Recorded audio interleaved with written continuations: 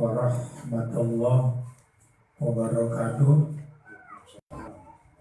Alhamdulillah, puji syukur kepada Allah pada malam hari ini kita diberinya kesehatan dan kesempatan walaupun cuaca kurang baik, hujan, namun tidak menghalangi kita, walaupun kita hanya beberapa orang, namun kita tetap mengudara bagi saudara pemirsa di mana saja berada yang sedang memantau atau mengikuti kajian rutin Tauhid Usuliyah. Semoga hendaknya kita selalu mendapat rahmat dan ridho Allah Subhanahu wa Ta'ala. Salawat dan salam kepada Rasulullah. Harapan kita semoga kita bisa mengikuti sunnah-sunnahnya, akidahnya, muamalahnya dan seterusnya, agar kita berbahagia dunia dan akhirat kita. Jadi kita lanjutkan kajian kita, buka halaman 198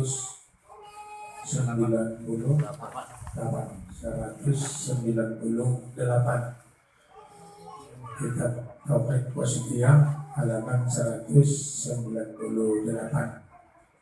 sambungan dari yang lalu ya. Sekarang kita masih membahas inti dari surat Al-Ikhlas, yaitu Qul huwallahu ahad Allahus samad lam yalid wa lam yulad wa lam yakul lahu kufuwan ahad. Baru pembahasan yang pertama yaitu Qul kan? Itu nomor 1 ya. Qul, katakanlah. Jadi itu adalah fi'il amal, perintah. Fi'il amal yaitu perintah. Qul. Siapa yang memerintahkan? Yaitu Allah. Jadi yang membilangkan qul itu adalah Allah. Qul, katakanlah. Mula-mula perintah ini kan kepada Rasulullah Shallallahu Alaihi Wasallam. Katakanlah ya Muhammad begitu. Namun ya, dibawakan kalimat qul ini kepada siapa saja yang menerima perintah. Jadi dijabarkan ya, qul ini di dalam kitab tauhid kita, katakanlah itu perintah dari Allah. Kepada siapa dikatakan? Kepada siapa qul, perintah katakanlah itu kepada siapa yang menerima perintah. Nah, baru ini tempoh hari begitu oleh nasihat saya, hendak dikatakan kepada orang-orang musyrik ya. Ini sekaligus sebagai asbabun nuzul ya, sebab turunnya ini ya. Bahasanya orang musyrik kan begitu menyebutkan Allah, bertanya tentang keadaan Tuhan begitu ya. Dan kita balik coba sedikit atas Qul. Kita ada 2 penyebabnya ya kan, kepada orang musyrik, dan yang kedua kepada Yahudi. Yang pertama coba aja kali. Sebab turunnya ayat ini adalah bahwa orang-orang musyrik berkata kepada Nabi SAW, ceritakanlah sifat-sifat Tuhanmu kepada kami. Maka Allah menurunkan surat ini.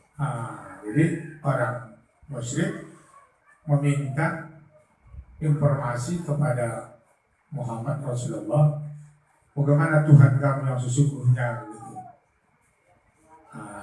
Oh Tuhan kami gitu. Jadi turun ayat ini Muhammad jawablah kan gitu kan, jawablah permintaan orang musyrik tadi tentang mengenai Tuhanmu.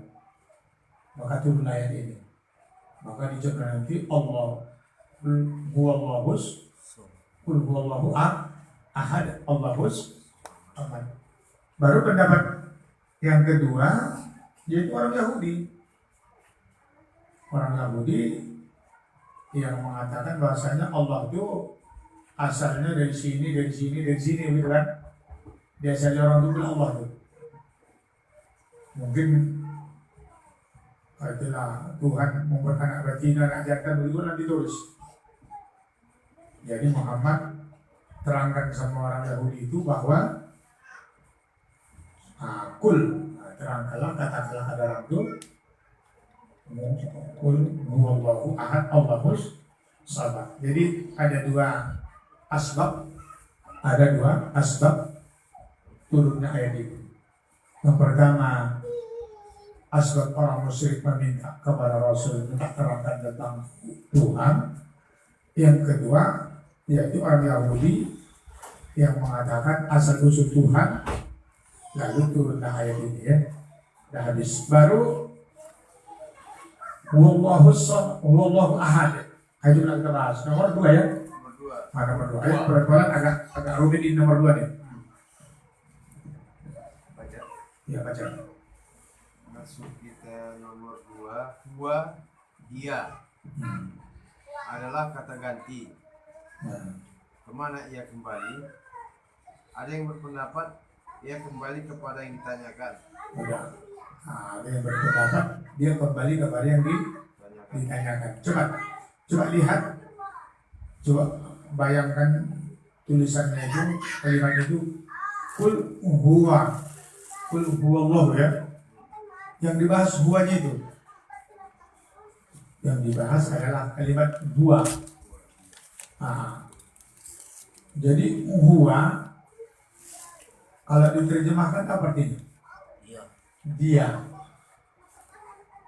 Jadi ini adalah kata ganti. Dia. Apa lagi kata ganti? Engkau kan? Mereka. Dia. Saya kata ganti juga kan? Engkau kan? Ini dia. Jadi buat itu artinya dia. Itu adalah kata ganti. Jadi setiap kata ganti tentu ada yang digantikan. Saya ulang lagi, setiap kata ganti tentu ada yang digantikan. Jadi yang digantikan jadi yang asli siapa? Itu yang diterangkannya. Jadi artinya di situ kata kembali kan? Kembalinya kemana? Dia itu kan? Dia siapa kan? Jadi dia siapa? Dia siapa? Ini yang dimaksud dengan kembali kemana? Dia siapa? Siapa itulah kemana? Kembali kemana dia? Ada mengatakan kepada yang berkata kan? Kepada yang berkata. Siapa yang berkata sih? Allah. Jadi huwa itu dia yang dimaksud adalah Allah. Jadi itu yang dimaksud dengan kata ganti. Jadi kata ganti dari siapa? Dari kalimat Allah. Jadi dia siapa? Dia Allah. Jadi ini kalau dalam ilmu sharaf itu namanya domir. Apa namanya? Domir. Itu namanya kalimat domir. Isim domir. Domir namanya. Apa itu domir? Kata ganti. Jadi yang aslinya disembunyikan. Siapa nama Manggo ini? Dia. Ya ini kan orangnya, tapi dia. Jadi dia itu katakan ngeganti. Tidak tahu kau siapa orangnya. Kalau tidak tahu kau, berarti itu yang asli. Jadi gua itu dia kata ganti daripada yang berbicara. Siapa yang berbicara itu adalah Allah. Begitu ya.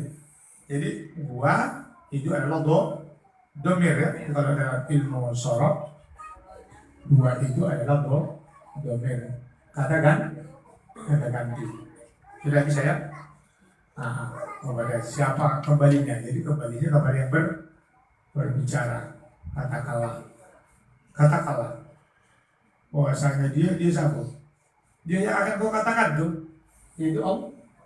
Nah gitu. Udah bisa ya? Jadi huwa itu tadi katakan. Ya. Katakan itu yaitu dia, yaitu domir ya. Udah lanjut.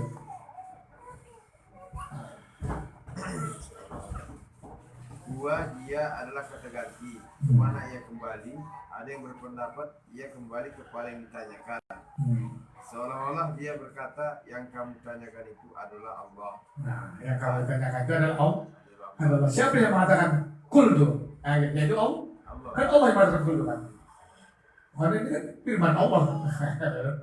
Jadi dia itu adalah huwa itu dia itu siapa Allah. Nah, lanjut. Ada yang berpendapat huwa di sini adalah domirus sakni. Domirus sakni kan? Atau kata ganti dari sesuatu hal. Allah adalah mubtada kedua dan ahad adalah kabar mubtada kedua. Betul? Pendapat pertama huwa adalah mubtada. Allah kabar mubtada dan ahad kabar kedua. Udah. Oke. Ini sayang sekali. Nanti kita ulang nanti karena lagi ya biar supaya masa ini. Baru huwa, kalau yang pertama tadi huwa itu kata ganti kembali kepada siapa tadi? Kepada Allah. Kepada Allah. Pendapat yang lain, huwa itu disebut juga dia domir sa'an ya. Domir sa'an namanya. Arti domir sa'an itu huwa itu kembali kepada keadaan. Sa'an itu artinya keadaan. Jadi kalau keadaan biasanya itu huwa itu ke muka yang ada di depan kalimat. Siapa yang ada di depan kalimat huwa? Huwallahu, Allah kan. Jadi Allah itu ke situ balik huwa langsung ada tertulis di situ. Maka dikatakan diberisakan namanya. Keadaan yang nampak ada di situ. Namanya sa'an. Sa'an itu keadaan. Jadi huwa itu keadaan siapa yang akan dibicarakan? Itu Allah. Jadi kepada Allah. Itu namanya sa'an namanya. Jadi biasanya domir huwa yang apabila kata gantinya ke muka larinya bukan ke belakang, tak tawaduk ya di muka dia, itu namanya sa'an. Jadi saudara pemirsa yang ada pengetahuannya tentang nahwu sorab, insya Allah bisa lah ditangkap. Jadi huwa itu ada juga mengatakan domir sa'an kembali domirnya ke depan, yaitu kalimat yang di mukanya, yaitu Allah. Makanya qul huwallahu ahad. Itu ya. Udah. Dapat yang berikutnya lagi. Huwa itu adalah mubtada. Apa arti mubtada? Artinya kalimat yang diletakkan di depan. Itu artinya mubtada. Apa arti mubtada? Kalimat yang diletakkan di depan. Udah. Biar agak payah-payah sedikit. Ya. Jadi huwa itu mubtada. Baru Allahu mubtada juga gue. Dibuat juga lagi mubtada, jadi dua mubtada. Artinya kalimat di depan juga. Jadi Allahu dianggap juga sebagai awal kalimat juga. Permulaan kalimat namanya mubtada juga. Baru ahad adalah khabar, memberitakan. Khabar artinya memberitakan. Jadi ahad adalah memberitakan. Udah, kira-kira Kalau tahulah itu sudah Allah itu mubtada, kalimat permulaan, ahad adalah khobar, maka cara menerjemahkannya Allah itu esa. Nah begitulah. Jadi ahad itu khobar memberitakan keadaan Allah. Keadaan Allah kemana? Esa. Jadi kalimat itu sudah sempurna. Jadi kalau dalam bahasa Arab itu kalimat sudah sempurna. Kalau sudah ada mubtada, sudah ada khobar, itu dalam bahasa Arab itu sudah sempurna. Allah itu esa. Allah adalah esa. Begitu. Udah. Jadi mubtada huwa itu mubtada pertama, Allahu mubtada sani, mubtada yang kedua, ahad khobar dari Allah. Gitu. Jadi sekaligus Allah dan ahad, Allah tadi mubtada, ahad adalah khobar. Jumlah Allah dengan ahad menjadi khobar pula dari huwa. Menjadi khobar pula dari huwa. Jadi huwa mubtada, khobarnya jumlah daripada Allahu ahad. Jadi kira-kira bermula dia siapa? Allah, yaitu Allah yang esa. Begitu terjemahannya. Bisa bermula Allah, bermula dia yaitu Allah yang esa. Begitu terjemahannya. Bermula dia yaitu Allah yang esa. Wah, begitu terjemahannya. Kalau dari segi nahwu begitu. Bermula Allah, bermula dia, itu Allah, itu yang esa. Bermula dia, Allah adalah esa, adalah ahad, adalah tunggal. Itu menerjemahkan dari segi ilmu nahwu. Jadi hadirin saudara pemirsa, ya, memang malam hari ini bukan hendak membahas ilmu nahwu, tapi mumpung memang ada sepintas lalu di dalam kalimat ini, apa boleh buat, ya kita ungkap juga lah, kan begitu. Nah, ya, jadi semoga bisa dimengerti begitu. Nah, ya, akan menambah ya pemahaman Anda, pemahaman antum semua. Nah, jadi katakan engkaulah kepada siapa saja yang menerima berita, apa bermula dia, Allah itu esa. Nah, begitu. Di penekanan kalimat pun begitu. Kalau udah tahu kita namanya itu apa namanya itu yang mengikrab namanya. Apa namanya? Mengikrab. Kalau sasir tahu sasir itu. Ya, sasir kau tahu apa sih? Iya. Wah. Kau naruh bukti kabar kan? Jadi nama itu mengikrab itu. Jadi bermula dia, Allah itu esa. Nah, jadi, hadirin, semoga dengan sepintas lalu ini semakin membuat Bapak pula ingin tahu tentang ilmu nahwu. Ya. Itu lain kali lah ya. Jadi saudara di mana saja berada, andai kata mau buka kajian ilmu nahwu, bisa juga kita pada gitu ya, ilmu yang ada ya. Udah lanjut lagi. Yang ketiga langsung ya. Jadi udah bisa dipahami ya. Jadi itulah maknanya, yang bermula dia Allah itu esa. Udah habis. Yang ketiga Allah. Sekarang kalimat Allah pula kita bahas. Karena huwa tadi sudah ya. Huwa tadi apa? Katakan ganti. Karena kalimat Allah. Padat begitu. Qul huwallahu ahad. Mak itu namanya puasa. Memecah kalimat lepas memahami rincian kali. kalimat. Wah, kok dulu kalau ada cewek itu begitu, ada dahsyat itu. Wah, kok kami usul itu harus kalimatnya. Wah, gitu. Jadi Allah, karena kalimat Allah pula. Allah kita bahas. Dari mana ini kalimat Allah? Allah ini kalau dalam ilmu nahu namanya apa? Lafzul jalalah. Apa namanya? Lafzul jalalah. Apa arti lafzul jalalah? Lafaz yang mulia. Jadi Allahu adalah lafzul jalalah. Baca. Allah adalah nama untuk zat Allah yang khusus baginya.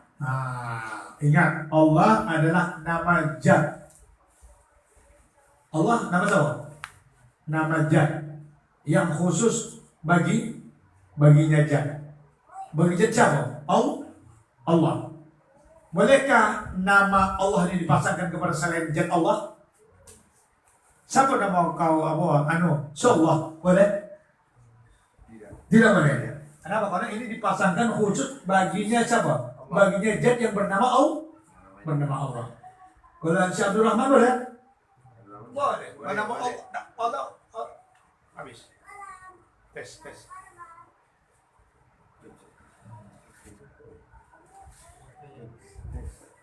Mati. Ya.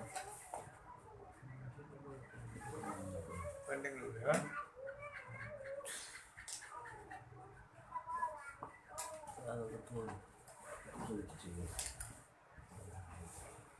Bukan mata kotor. Iya.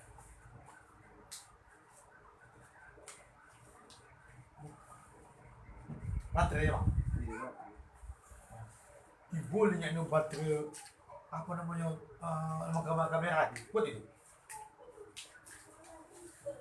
Baterai nyoting itu kan? Baterai senternya benar. Karena masing-masing ada kekuatan itu tinggi buatnya.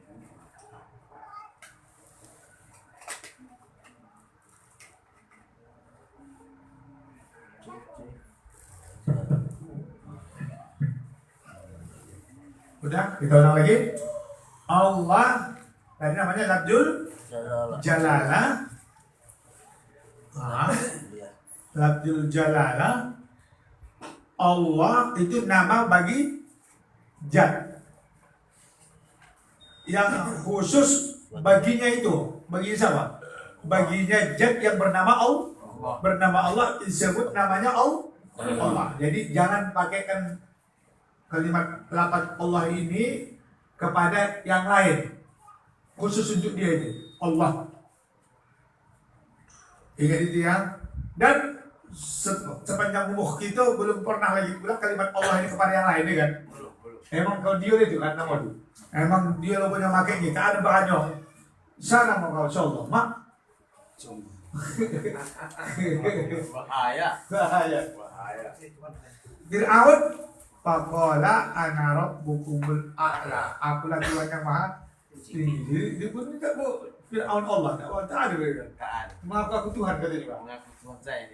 Allah, jadi Allah adalah nama bagi zat. Iya, jadi khusus untuk namanya sendiri, nama baginya. Jadi zat Allah itu yang bernama Allah. Iya, zat Allah yang bernama Allah. Paham maksudnya kan? Zat Allah. Jadi kalau macam ini apa namanya? Nokia itu dipakaikan kepada yang ini. Selain daripada yang tidak Nokia tidak bisa dipakai namanya Nokia. Jadi yang Nokia yang betul-betul mesinnya, casingnya Nokia.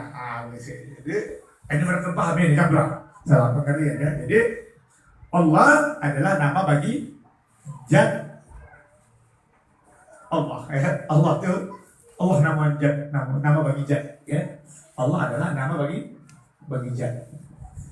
Jadi ada juga nanti kau menyembah nama kaya, kan dia bilang, tidak mau menyembah nama pula. Kau menyembah nama, bagaimana nama pula? Bagaimana nama disembah? Jahat yang bernama Allah. Itu. Jadi disebut pula, dia namanya pula akan disebut kan? Disebutlah ya nama-nama Asmaul Husna, gitu kan?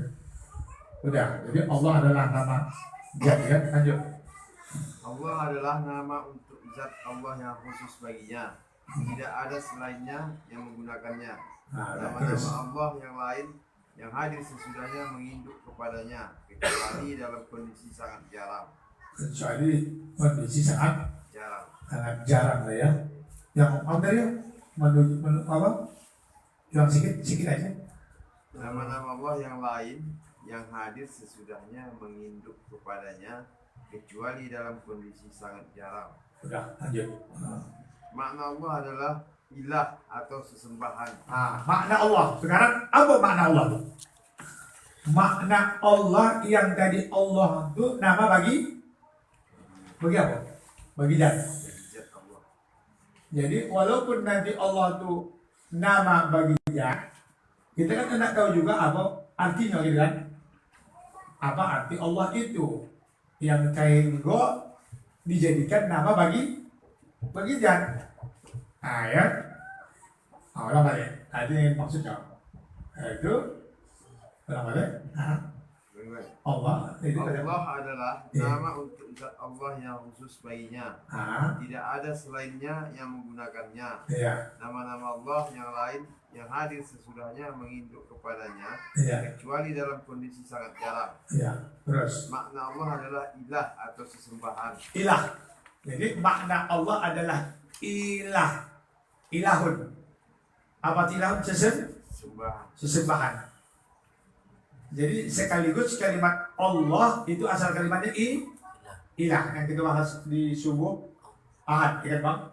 Jadi ilah itu asal kalimat dari Allah itu ilahun. Apa itu ilahun? Sesembahan. Jadi Allah adalah ilahun. Ilah artinya apa? Sesembahan.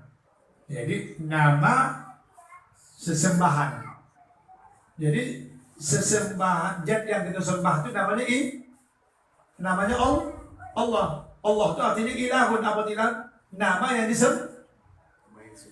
disembah. Jadi zat namanya Allah, yang Allah kalimat dari ilahun yang disembah. Apa maksudnya kan? Bisa? Yang saya ulang lagi. Jadi siapa nama zat yang disembah? Allah. Allah itu apa? Ilah. Apa ilah? Yang disembah. Jadi ilah, Allah itu adalah ilah. Apa ilah? Yang disembah. Tuhan yang disembah. Nah, lanjut. Makna Allah adalah ilah atau sesembahan yang berarti yang dipertuhankan. Yang dipertuhankan. Ilah yang disembah artinya yang dipertuhankan. Lanjut. Yakni yang disembah lalu hamzahnya dibuang. Karena seringnya ia dipakai sebagaimana halnya kata an-nasu yang aslinya adalah al-annas. Al-Anas Al-Unas apa? Al-Unas ya. Juga seperti haza khairu min haza. Ini lebih baik dari ini. Terus Khairu asalnya adalah akhyaru. Karena seringnya ia dipakai maka hamzahnya dilupakan. Maka Allah adalah Ahad, Maha Esa. Udah. Ini terpaksa abang supaya capek, supaya memang inilah dia, ini ilmu yang jarang sekali terungkap, ya, ilmu yang jarang terungkap. Itulah kelebihan tauhid wasitiyah ya. Jadi memaksa saya lalu sebagai ustaz gitu kan, untuk mengungkapkan itu kembali. Ilahun, Allah itu kalimatnya ilahun. Jadi hilang alifnya. Allah. Nanti mana alifnya? Anaknya al-ilah kan enggak?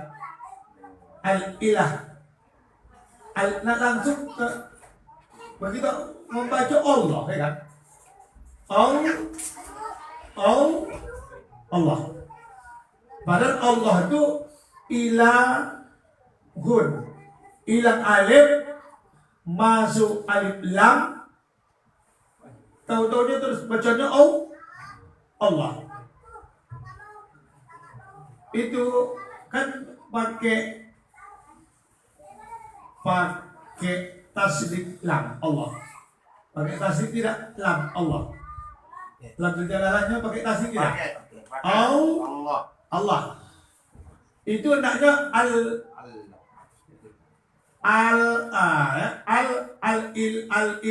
ilah. Karena al ilah dibuang alif al ilahun dibuang karena ada dikasih alif lam supaya ma'rifah. Jadi kan begitu. Al yang pertama alif sama lam. Baru alif lam yang kedua ilahun. Kan dibuang alifnya, Pak? Kan dibuang alifnya. Tak ada papan tulis. Kalau ada biar saya gambarkan. Jadi alif lam itu alif lam masuk kepada al ilah. Jadi ilahun dimasuki alif lam. Coba lu tulisan. Ya, ilahun dimasuki alif lam jadilah al ilah kan? Al ilah. Tapi ternyata al i-nya dibuang, hilang. Jadi dari yang tinggal alif sama lam mati sama lam yang hidup. Allah. Betul? Iya. Bisa aja kebayang. Bisa semuanya. Jadi mula-mula ilahun. Iya, ilahun. Masuk alif lam. Jadi ada al ilahun. Iya. Al ilahu. Al ilahu. Jadi dibuang alif ilahun. Iya, ilah. Tinggal alif lam. Jadi alif lam yang pertama mati, lam yang kedua hidup. Lahu kan? Kan lahu kan? Dibuang alifnya. Jadi karena mati satu yang satu hidup, maka dibuatlah bertasdik, menandakan dua lam. Menandakan dua lam. Jadi tulisannya Allah. Jadi mana alifnya? Kenapa dibuang? Ini dibuang. Kalau kita buat nanti dalam kajian ilmu nahu, banyak sekali pendapat yang muncul di sana. Ada mengatakan karena sudah maklum, karena sudah sering kalimat Allah itu disebut, jadi tak pala lagi al-ilah, langsung Allah kalimatnya. Jadi perbandingannya an-nasu. Surah apa ini? Surah An-Nas. Surah An-Nas. Sebenarnya kalimatnya bukan An-Nas tulisannya. Tidak tahu kamu. Apanya? Al-Unasu. Itu yang asli. Coba nanti kalau kita bicara dengan orang, coba baca surah Al-Unas. Surah Al-Unas. Tak tahu orang. Pada Al-Unas itu adalah An-Nas. Apakah An-Nas asal mulanya? Al-Unasu. Ya, di sini bilang yang aslinya ada al-unas. Al-Unasu. Jadi dibuang lamnya, Bang. Dibuang alif lam itu jadilah dia an-nasu. Jadilah an-nasu, lamnya itu menjadi lam samsiyah. Kenapa? Karena sudah lumrah yang selalu disebut an-nas. Jadi hilanglah al-unas. Jadi rupanya di bahasa Arab mungkin ada juga aturan yang seperti itu, bukan artinya juga kurasa sembarangan. Kalau kita pun karena soringnya Ibrahim disebut orang lama-lama siapa? Ibrahim. Ibrahim. Di mana masih Ibrahim? Ada asal mulanya Ibrahim. Ismail, siapa bilang? Ismail. Yang bahaya Abdullah. Jadi Allah al-ilahu. Jadi dibuang alif lam karena sudah saking sering kita kan. Sering kali disebut-sebut lama-lama Allah. Tak marah pula Allah ya kan. Ternyata di Quran begitu tulisannya. Jadi perbandingannya mana? Al-unasu. Jadilah padahal yang sering nampak di Al-Quran An-nas. Asalnya Al-unas. Coba nanti di Quran surah Al-Isra, yauma tad'u kulla unasin. Oh. Nanti surah Al-Isra itu di ayat dari 90-an ke atas. Yauma tad'u kulla unasin. Gitu, kulla unasin. Itu kulla unasin. Unas. Jadi orang jadi An-nas. Nasun, manusia. Udah. Begitu juga katanya perbandingannya itu lagi. Hada khairun.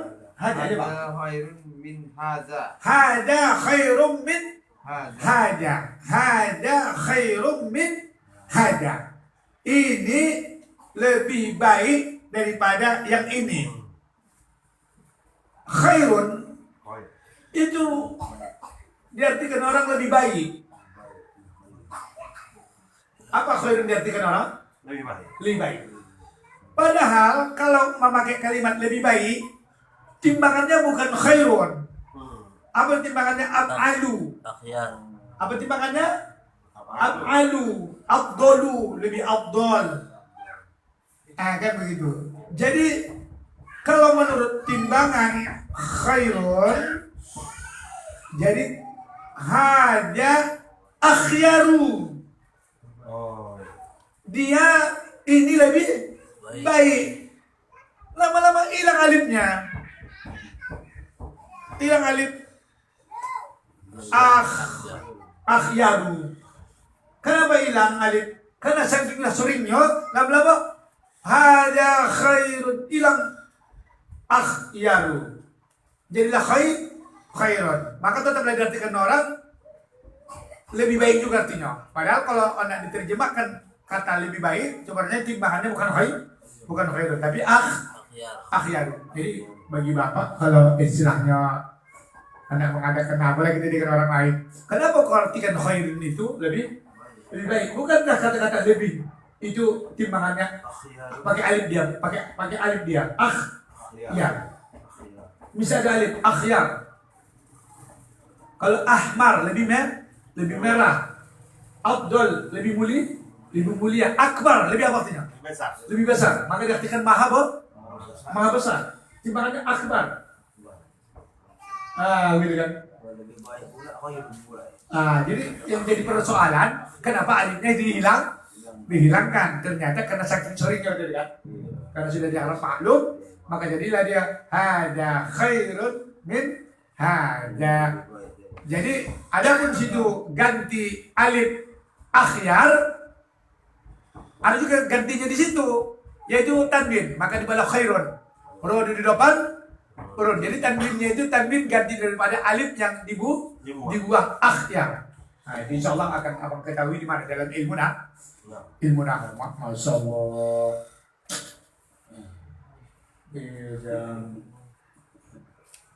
Belajar nahwu pula lama.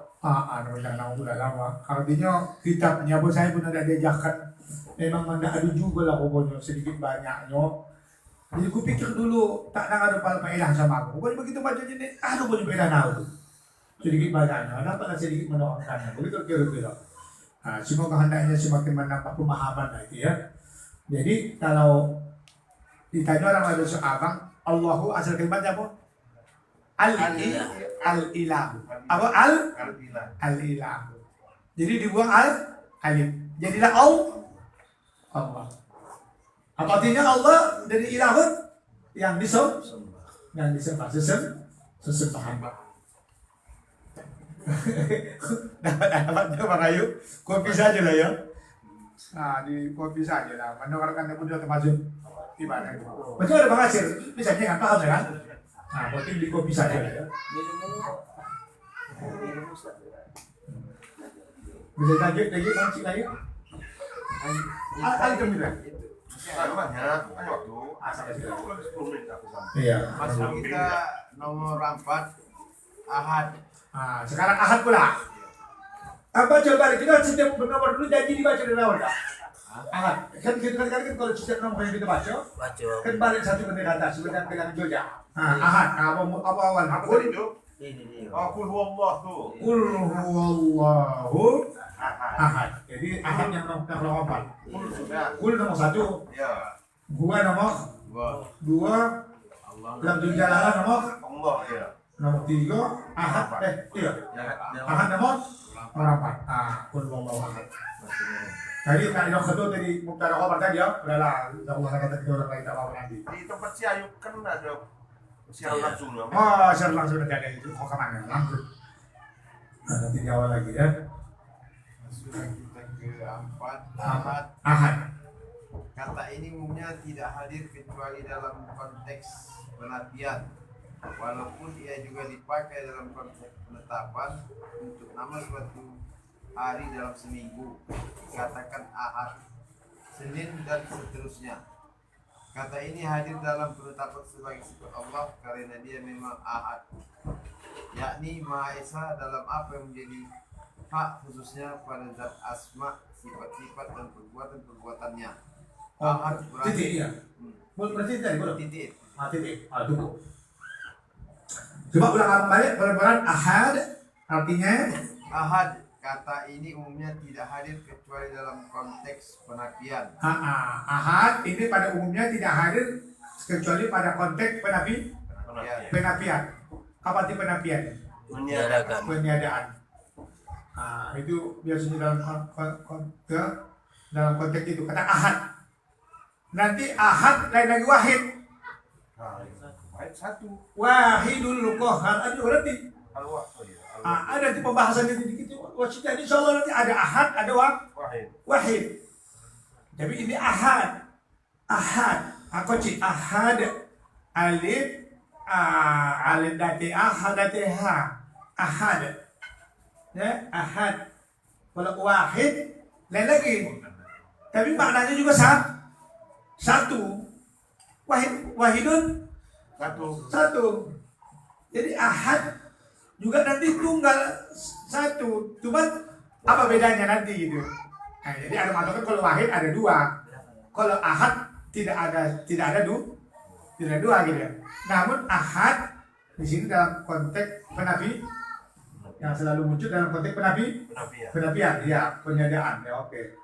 Coba baca abang lagi, tunggu balik dalam konteks penafian. Walaupun ia juga dipakai dalam konteks penetapan untuk nama suatu hari dalam seminggu, dikatakan ahad.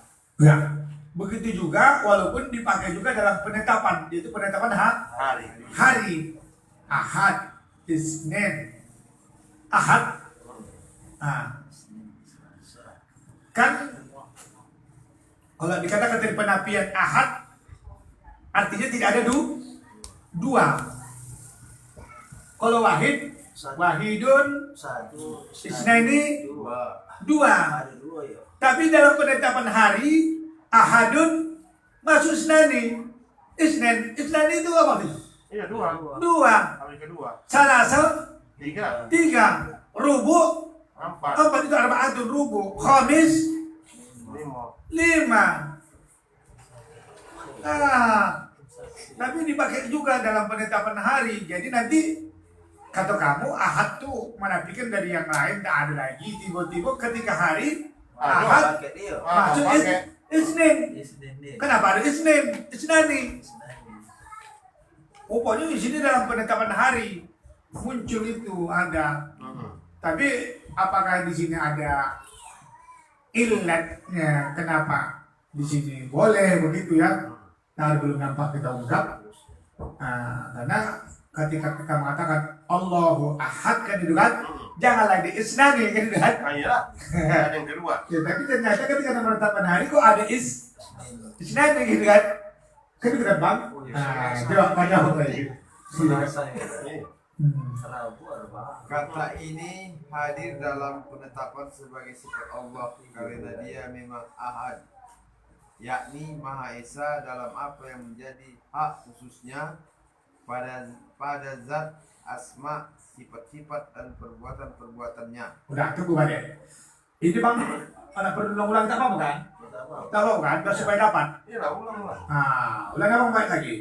Ahad itu penetapan hari tadi. Ahad, Ya. ahad kata ini umumnya tidak hadir kecuali dalam konteks penafian, Ya. walaupun ia juga dipakai dalam konteks penetapan untuk nama suatu hari dalam seminggu. Nah, jadi untuk penetapan dalam nama hari biasanya itu dipakai dalam konteks penafian, ternyata juga dipakai untuk dalam konteks penetapan, yaitu nama hari, yaitu itu biasanya ahad hari minggu. Nah, gitu ya.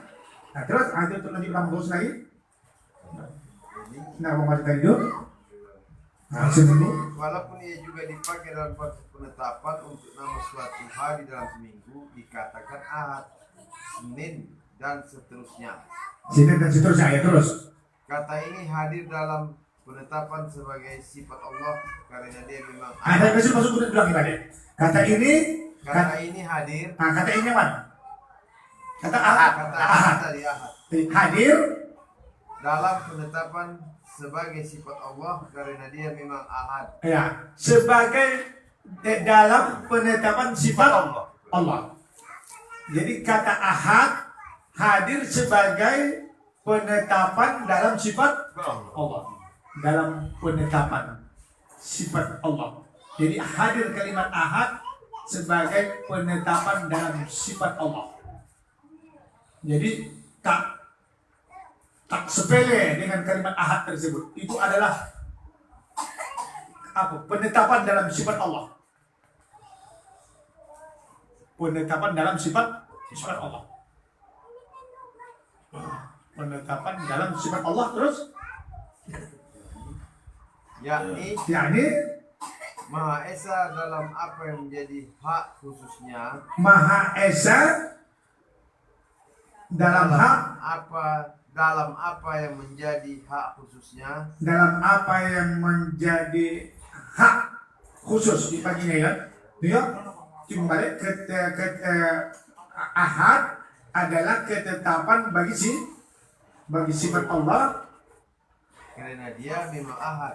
karena dia memang ahad terus Yakni Maha Maha Esa dalam apa yang menjadi hak khususnya.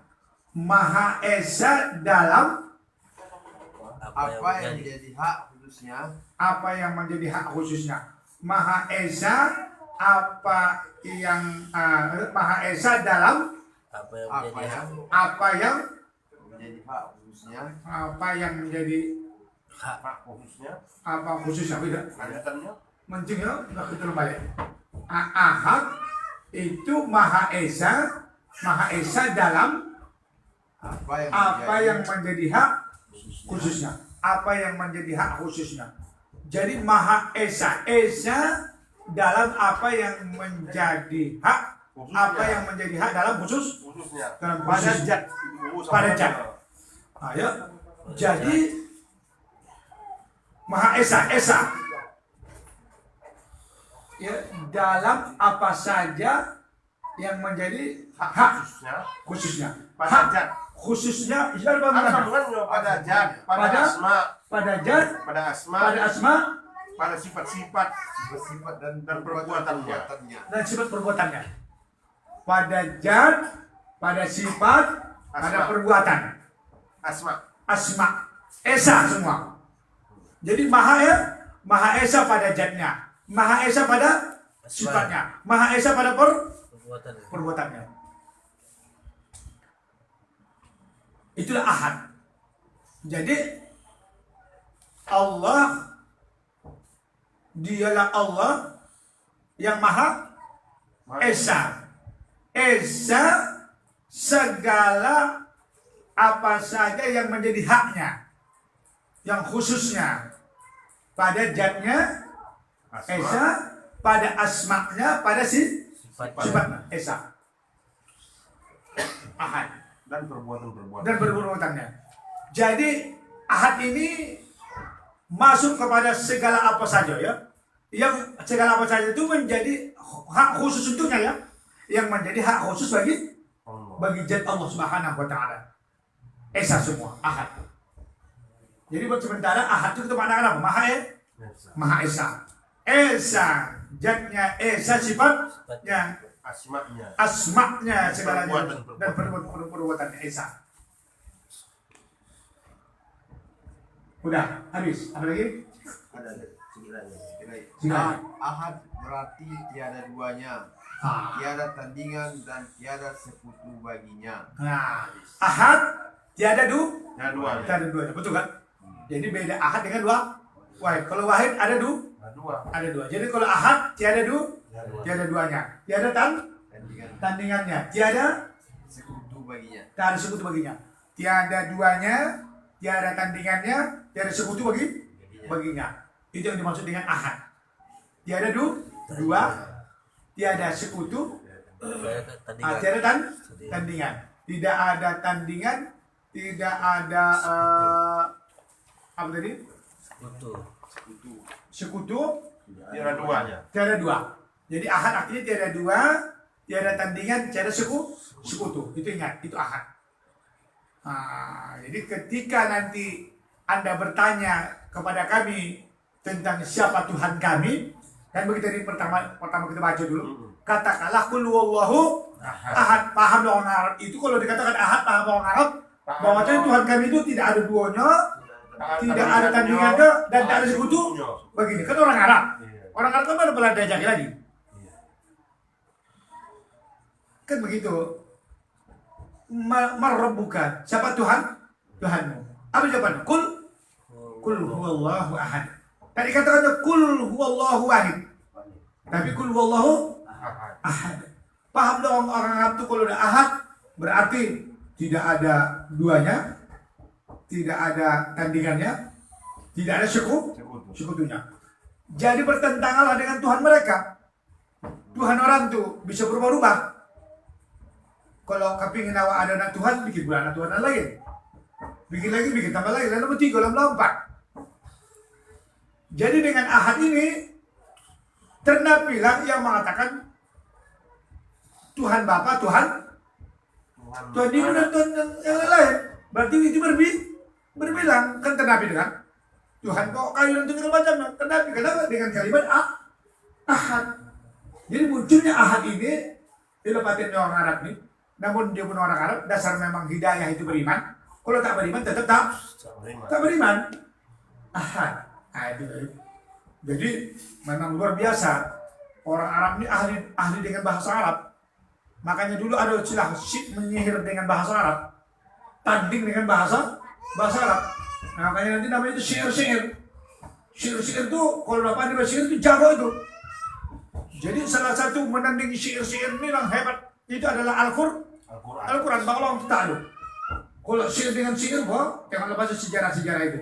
Jadi dengan sihir itu. Jadi dengan sihir tadi paham lo tuh ketika ahad habis sudah jangan. Tuhan orang tuh ternapi lah semua.